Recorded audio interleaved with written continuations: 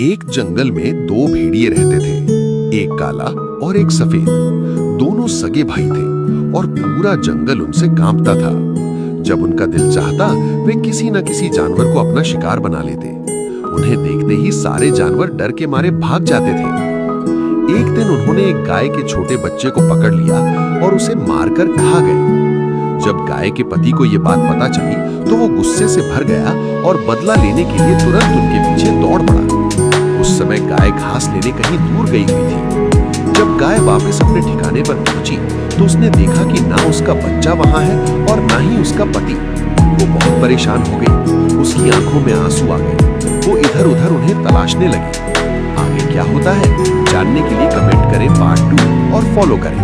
वो बहुत परेशान हो गई, उसकी आंखों में आंसू आ गए और वो इधर उधर उन्हें तलाशने लगी। तभी आसमान से एक बाज उड़ता हुआ आया और बाज के एक पत्थर पर बैठ गया।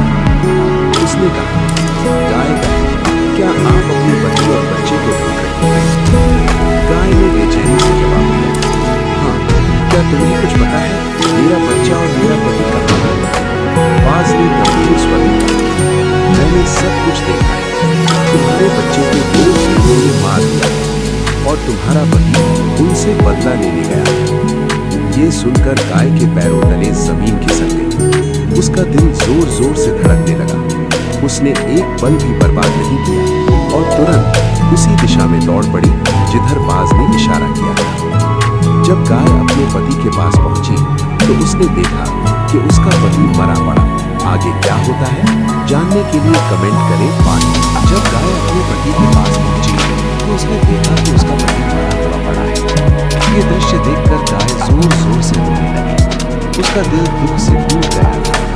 कुछ देर रोने के बाद उसने हिम्मत की और फैसला किया कि अब वो चुप नहीं रहेगी। गाय ने जंगल के सभी जानवरों को इकट्ठा किया और सबको साथ लेकर जंगल के राजा शेर के पास गई। गाय ने जाकर कहा, जंगल के राजा, तुम दोनों भेड़ियों ने पूरे जंगल में तबाही मचा रखी है।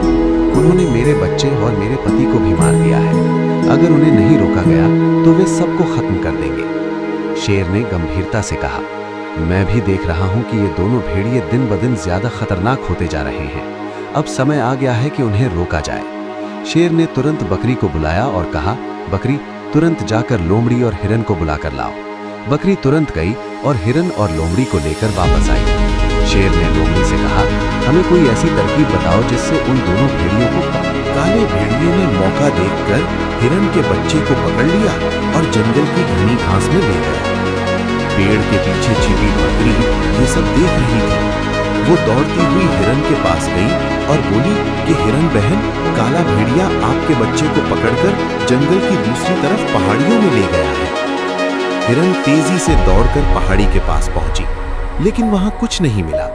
वो ढूंढते ढूंढते एक कांटेदार चूहे के पास पहुंची और बोली कि चूहे भाई, क्या तुमने मेरे बच्चे को कहीं देखा है?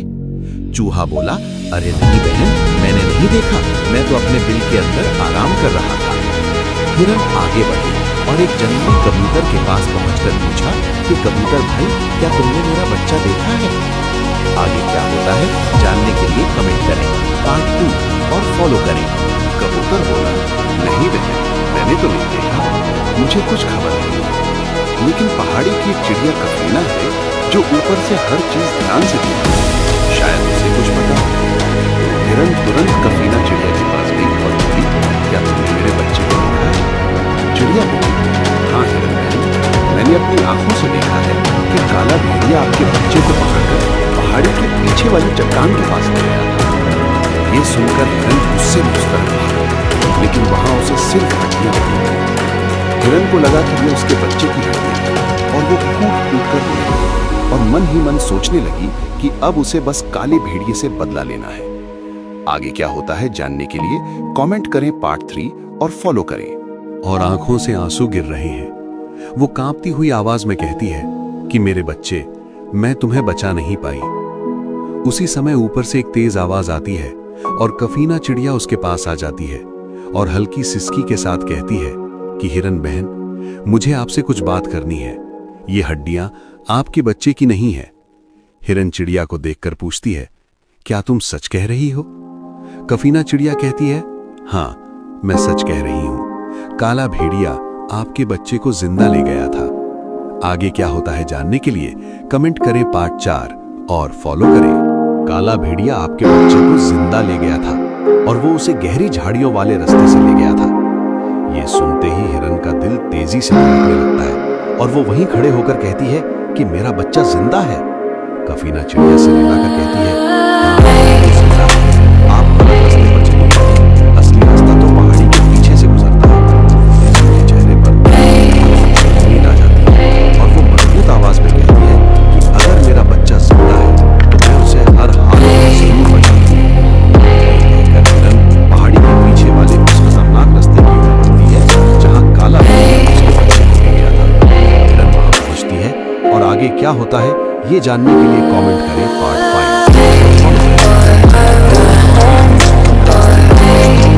इसका रास्ता कफीना चिड़िया ने बताया था। कुछ कदम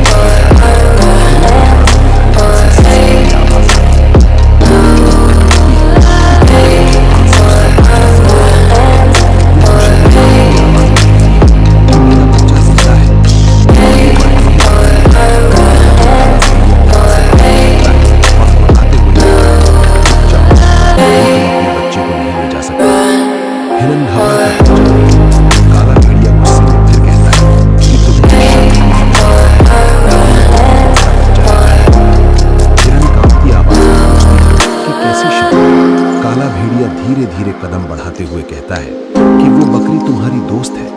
आगे क्या होगा जानने के लिए कमेंट करें पार्ट 6 और फॉलो करें। काला भेड़िया धीरे-धीरे कदम बढ़ाते हुए कहता है कि वो बकरी तुम्हारी दोस्त है, उसे मेरे पास लाओ, मुझे उससे बदला लेना है। जब तक वो यहाँ नहीं आएगी ये बच्चा तुम्हें नहीं मिलेगा। हिरन के चेहरे पर डर छा जाता है। वो अपने बच्चे को देखती है, फिर धीरे से कहती है कि ठीक है, मैं बकरी को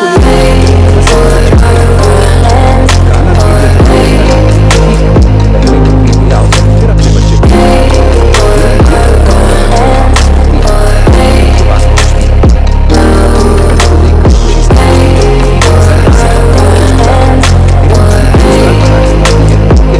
मुझे दोस्त मिला है, आओ के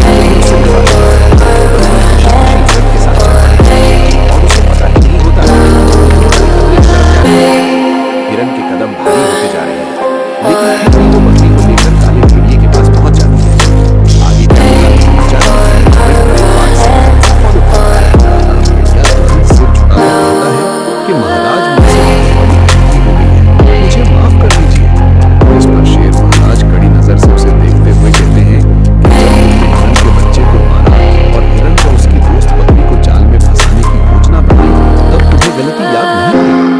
काला भेड़िया कांपती आवाज में कहता है कि महाराज मैं सच में शर्मिंदा हूं और मैं वादा करता हूं कि फिर कभी किसी जानवर को नुकसान नहीं पहुंचाऊंगा, मुझे एक आखिरी मौका दे दीजिए। तभी कफीना चिड़िया बोलती है कि महाराज अगर मैं समय पर नहीं पहुंचती तो ये भेड़िया बकरी और हिरनी दोनों को मारकर खा जाता। ये सच में दोनों को खत्म करने वाला था। शेर महाराज कहते हैं कि आगे क्या होगा जानने के लिए कमेंट करें पार्ट 8 और फॉलो करें। हेलो दोस्तों, राधे राधे। मेरे YouTube चैनल में आप लोगों का स्वागत है। अगर वीडियो अच्छी लगे तो लाइक शेयर कमेंट जरूर करेगा।